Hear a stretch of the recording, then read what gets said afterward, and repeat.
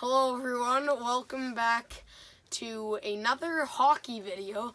We'll be reviewing the 2022 National Hockey League draft. We'll be going over the top 10 picks and describing them a little bit and what we think of them, and a couple of trades that happened, and also my favorite team, the Leafs, how their draft went. And okay, so the first pick of the 2022 NHL draft was Juraj Slafkovsky. And this was a huge surprise when it happened. The Montreal Canadiens had the first pick, and most people expected they would pick Shane Wright, who had been for a number of years the consensus number one pick. But just closer to the draft, there was a little bit more question, but then people still thought they would pick Wright, but then out of nowhere they picked Slafkovsky, and it was an okay pick. So, Slafkovsky, over years, he's been a very good player at, international levels, and, even in the Olympics and stuff like that. Usually, so he was a good player on, international levels and, world championships and world juniors, but, against,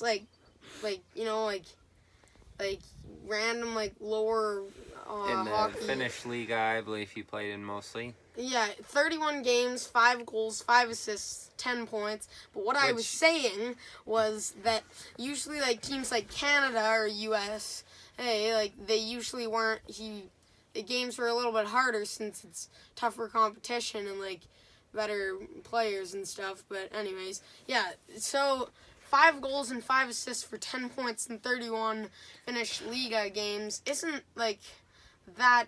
It doesn't sound very good, but really, the league is it seems like it's, less offense, less goals and stuff, and it was also in 31 games, and then also some other leagues that he played in, or just tournaments and stuff. He played in the U20 SM Sarja League, which I have no idea if I'm pronouncing that right, but anyways, in 11 games, he had 6 goals, 12 assists for 18 points in that tournament, which was quite...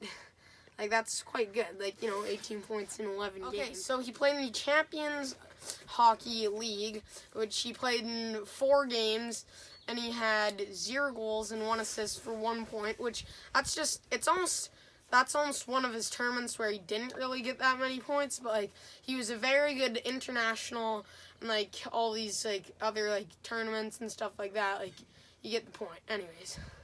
That's our thought on it. What should we rate him? Would that be a B minus or lower. C? Maybe a C. I don't know. I don't think it was a very good selection, but it wasn't terrible. There's definitely worse. Yeah, he has a higher. He has a higher ceiling than Shane. I think he might have a little bit of a higher ceiling than Shane Wright, but it's. But Wright has a higher floor, which I still don't know why he was passed up on so much. But anyways, we'll get into that when we talk about Shane Wright's pick. So, second overall was Simon Nemec, defenseman. He's Slovakian as well as Juraj Slafkovsky, but yeah. The first time that this was the first draft where there was 2 players picked, the top 2 picks from Slovakia. Well, actually, it was the first time any player was picked first overall from Slovakia, and so it's obviously, I guess, a big thing for Slovakian hockey. Now, one thing with this pick, a lot of people were thinking that the New Jersey Devils might trade this pick for a superstar.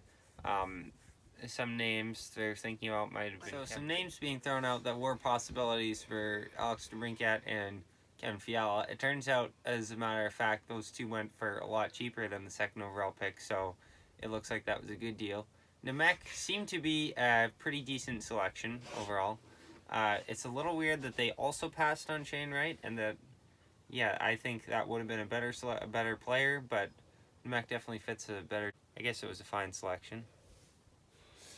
So, the leagues he played in the Slovakian, hockey league, and he played in 30 games, and he had 1 goal, but 25 assists for 26 points. He's pretty good at, any, other, tournaments, leagues he played in, and, overall, that's the main league that he played in, the most, highest level, but seems like a pretty good player. Good in the playoffs. He played in, 19 games, and he had, 17 points, which is pretty good. And yeah, So so what should we rate him? a bit higher than the Slavkovsky pick. B minus. Yeah, well, it's hard to say. No, B, yeah. Because they also passed on Shane Wright, but it Yeah, made a little more sense that time. But so I don't know. Maybe B. I could see it going either way. Okay, so third overall was Logan Cooley, American center. So first player drafted in 2022 that was not from Slovakia. So he's played in the USHL, United States Hockey League. He played in 24 games, and he had 13 goals, 23 assists for 36 points. Then he also played in the U.S. Development Program, 51 games, 27 goals, 48 assists for 75 points, which is even better. And so, and overall, like, he's good, and, like, he's possibly the most, like, skilled player and stuff in the draft, but, like, just... This is a kind of a weird selection. Yeah, well, yes and no. I think it's a pretty good selection by Arizona. Overall, he plays the same, unlike Nemec and Slavkovsky, he plays the same position as Shane Wright. He's a center. Slavkovsky's a winger and Nemec's a D. So this one, I would say, makes the least sense out of all of them so far. If Wright had been drafted in the top 2, this would make a lot of sense, but I think it would have been better for Arizona to go with Wright. But overall, I think it's a pretty good selection.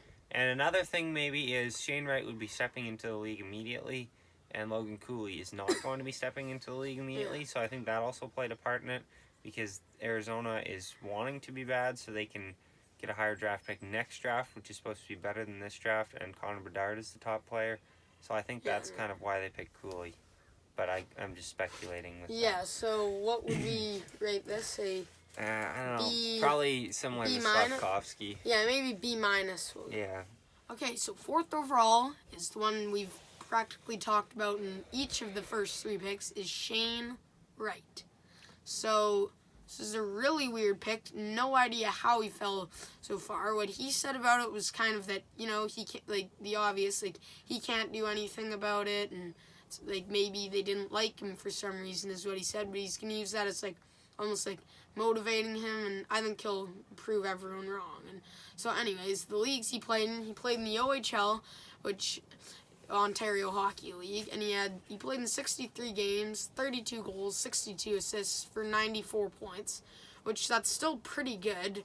I don't really know why all of a sudden a couple of days ago everyone, like, was putting him lower in the mock draft. So, like, I guess maybe there's something that no one really knows about. Yeah, I think with Shane Wright, I think it's possible he might have just been a real jerk or something. I don't know. Because all the players love him on his team, it seems. I don't know. He's always the captain. So. I'm just speculating here, but it seems like the teams interviewing him must really not have liked him as a person or something. I don't know how else he would fall like this, or maybe they somehow see something that no one else sees. But or maybe on the surface, it seems like a massive steal to get him this late in the draft when he was the consensus number 1 pick. Yeah. So steal by Seattle. Should we rate it A at least? Yeah. So 5th overall was Cutter Gauthier, a center again. He seems like it seems like he could be like a bust, like, out of any of these top 5 so far, like just how, like, he's like a bigger player. No offense to, like, taller players and stuff, but, like, sometimes they tend to be like busts if you pick them, like, ahead of when they were kind of thought about. Yeah, on the surface, like, bigger and smaller players, like, if they're pretty much the same except one player's bigger, you take the bigger player. But teams really, I think, kind of blow size out of proportion a little, and they draft bigger players way higher and smaller players way lower, and that seems to have happened here. So, Cutter Gauthier, the leagues he played in, USHL, United States Hockey League again, 22 games. He had 19 goals, which is nearly a goal per game, which I don't know really how the offensive USHL is, but that's pretty high, like, of goals per game average. And he had 9 assists for 28 points, and he also played in the U.S. Development Program, so both the same leagues as Logan Cooley. I'm pretty sure they had to have been teammates. I think those 2 leagues, I think they're kind of connected. I think the U.S. Development Program is kind of basically the USHL also. I'm not sure exactly how it works. Anyways, But in the U.S. development... Oh, sorry. I'm pretty sure that was done. In the U.S. development program, he played in 54 games, and he had 34 goals, 31 assists for 65 points. So actually, in both leagues, more points or more goals than Logan Cooley. But still, I would say Logan Cooley's better, and this was a bit of a reach and stuff. And before, like it seemed like he almost had a big breakout season. It doesn't seem like he's gonna be that much better. So anyways, I would say the more I think about it, it does seem a little better, and I understand why they did it, but I still don't love the pick. I think they could have gone for some better options, and I'd rate it pretty low, to be honest. C. Yeah, somewhere in there. I don't know. Yeah, we'll do C. Okay, so just to recap this top 5 here, the first overall pick from Montreal was Yurov Slavkovsky. Second overall pick from New Jersey was Simon Nemec. Third overall pick, Arizona, Logan Cooley. Fourth overall pick, Shane Wright, Seattle. Fifth overall pick, Cutter Gauthier, Philadelphia. And so one last thing I wanted to touch on was the Toronto Maple Leafs, my favorite team. The Senators didn't pick at all in the first round, and the Leafs almost didn't. They almost did, but they traded their first round pick at the last minute, along with Peter Mrazek, for a second round pick. And that's honestly a pretty good deal. They moved down 13 spots in the draft to dump Mrazek, who was a very overpaid goaltender for them.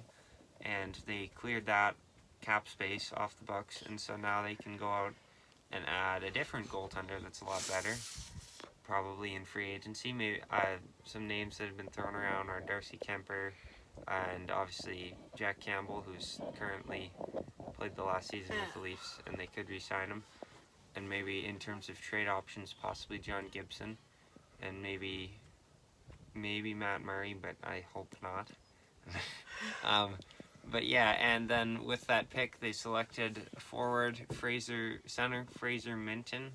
And I looked him up a little bit. He was 38th overall, so just out of the first round, and he seems like a decent pick. A bit of a reach, it sounds like. It seems like he was projected to go more in the late second or third round, but they picked him, and it sounds like he's a good playoff performer, so there's that. And yeah, he doesn't play with the Sioux, right? No, he doesn't. He plays with the Kamloops Blazers.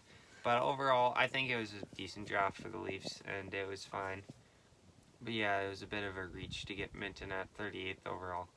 But anyway, that'll be it for this video. Thanks for watching. Make sure to click like and subscribe, of course, if you like it.